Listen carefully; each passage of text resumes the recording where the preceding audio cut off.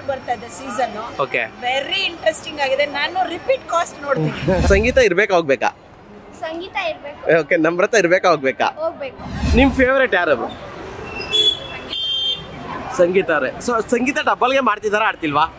ಇಲ್ಲ ಇಲ್ಲ, ಹರ್ವೇಶ್ ಅವಳು ಆಡ್ತಿದ್ದಾಳೆ. ಓಕೆ, ನಿನ್ನೆ ಪಾಪ ಎಲಿಮಿನೇಷನ್ ಆಗಿ ಇಬ್ರು ಹೋದ್ರು. ಅವಾಗ ಬೇಜಾರಾಯ್ತು ತಕ್ಷಣಕ್ಕೆ.